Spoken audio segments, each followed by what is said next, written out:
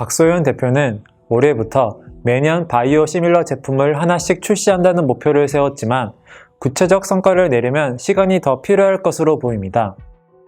프레스티지 바이오 파마는 오리지널 바이오 의약품의 바이오 시밀러 개발이 주된 사업입니다. 허셉틴과 아바스틴, 휴미라, 플롤리아, 아엘리아, 솔리리스 등 글로벌 매출 규모가 큰 바이오 의약품이 주요한 대상입니다.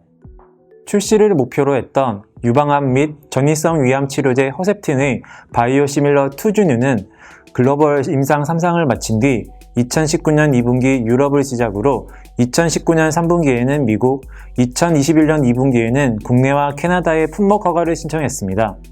하지만 프레스티지 바이오 파마가 유럽과 미국에 투주뉴의 품목 허가를 신청한 지 2년여가 지났는데도 아직 이렇다 할 진전이 없어 바이오 업계 일각에서는 투주뉴의 연내 출시는 물론 출시 가능성 자체에 의구심을 품는 시선도 있습니다. 셀트리온, 삼성 바이오에피스, 머크 등 글로벌 바이오 시밀러 업체 6곳이 허셉틴의 바이오 시밀러를 이미 시장에 출시한 만큼 프레스티지 바이오 파마가 후발 업체로서 시장 점유율을 얼마나 확보할 수 있을지를 놓고 의문이 제기됩니다. 프레스티지 바이오 파마 관계자는 코로나19로 인해 생산 설비에 관한 실사가 지연돼 품목 허가가 늦어지고 있다고 말했습니다. 프레스티지 바이오 파마는 바이오 시밀러 이외에도 항체 치료제 후보물질 2개를 보유하고 있습니다. 2021년 6월 프랑스에서 췌장암 치료제 후보물질 PBP1510의 임상 1, 2회 이상 시험 계획을 승인받아 임상 단계 진입을 앞두고 있으며 미국, 벨기에, 호주에도 임상 시험 계획을 제출하기로 했습니다.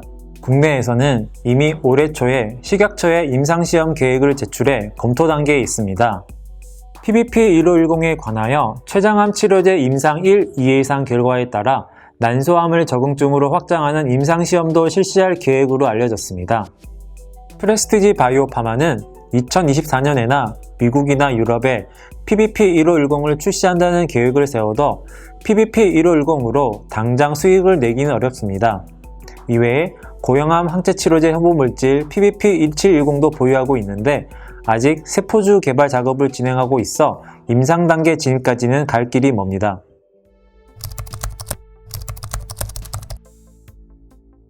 프레스티지 바이오 파마는 바이오 시밀러의 연내 출시도 쉽지 않고 항체 치료제 출시도 아직 먼 일이라는 점에서 수익원에 관하여 고심이 컸습니다.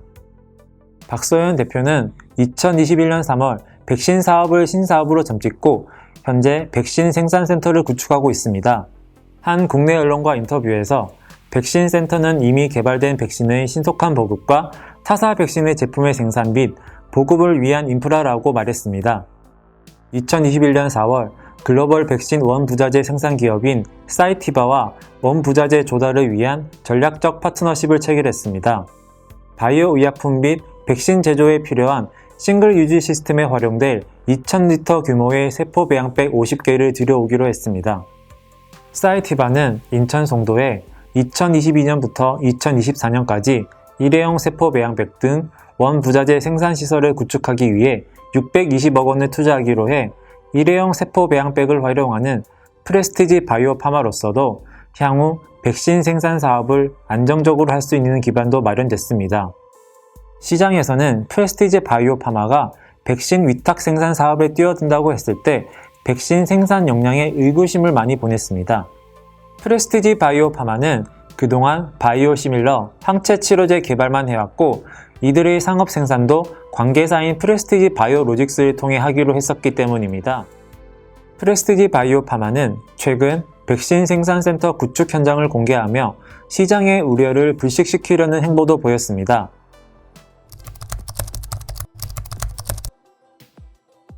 프레스티지 바이오 파마는 휴온스 글로벌을 주축으로 하는 스푸트니크 V 백신 위탁 생산 컨소시엄에 참여하고 있습니다. 구축하고 있는 백신 생산센터에서 러시아의 코로나19 백신 스푸트니크 V와 스푸트니크 라이트를 가장 먼저 생산하게 됩니다.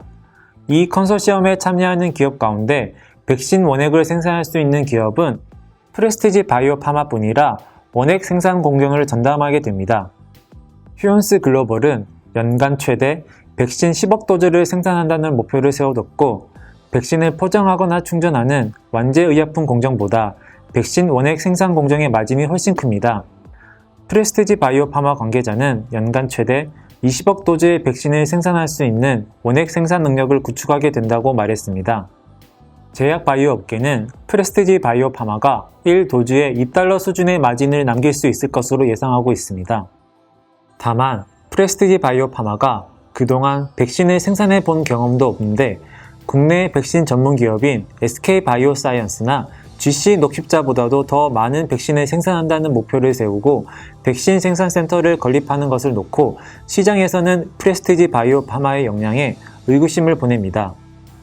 프레스티지 바이오 파마 관계자는 프레스티지 바이오로직스의 오송 제1공장도 착공 8개월 만에 완공했다며 프레스티지 바이오로직스로부터 제조시설과 원재 생산을 위한 전문적 용역 서비스도 제공받기로 했고 싱글 유즈 방식의 세포 배양백을 활용하면 초기 투자비를 낮출 수 있고 단시간에 대량 생산이 가능하다고 말했습니다.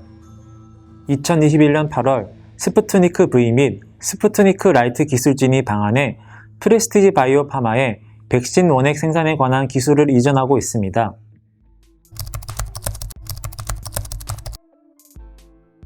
프레스티지 바이오 파마는 2021년 2월 5일 코스닥에 상장했습니다. 프레스티지 바이오 파마 주가는 2월 5일 시초가 28,800원으로 시작해 3일 연속 크게 오르며 2월 9일 종가 기준 5만원까지 올랐습니다.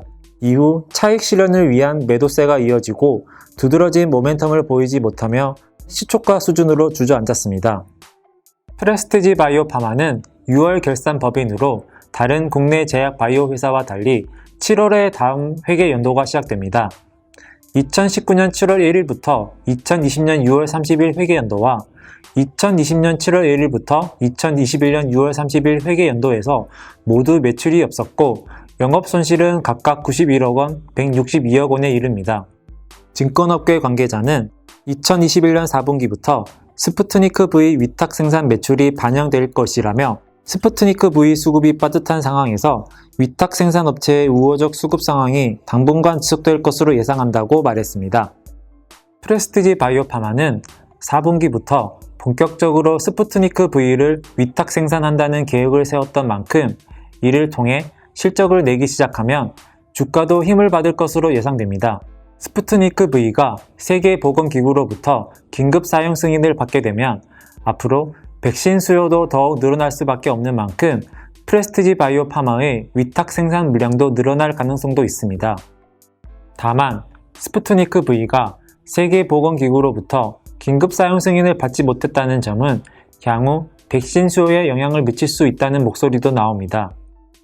미국 정부가 FDA나 세계보건기구로부터 긴급 사용 승인을 받지 못한 코로나19 백신 접종자의 미국 입국을 금지하기로 해 스푸트니크 V 접종자들이 미국 입국도 제한받게 됐기 때문입니다.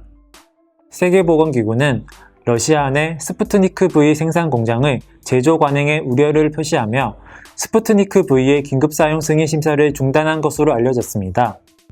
2021년 10월 중으로 세계보건기구 실무진이 러시아를 방문해 긴급 사용 승인 심사를 재개할 것이라는 외신 보도가 나오기도 했습니다.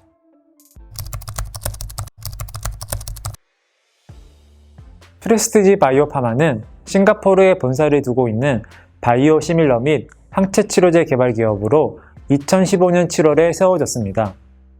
박소연 대표는 2015년 7월부터 프레스티지 바이오 파마 대표이사를 맡고 있습니다.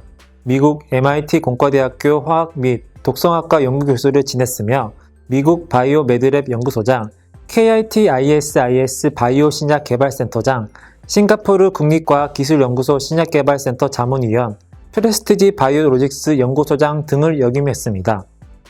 2021년 5월에는 안정적으로 백신 사업을 하기 위해 류왕식 전 한국파스테르 연구소 소장을 상임기술위원으로 임명했습니다. 류 전 소장은 감염병 바이러스를 35년가량 연구한 세계적 전문가입니다. 박 대표는 항체 치료제 후보 물질의 임상 진입, 코로나19 백신 생산 등 여러 가시적 성과를 낼 것이라며 2030년에는 글로벌 10대 제약 바이오사로 성장하는 것을 목표로 한다고 말했습니다.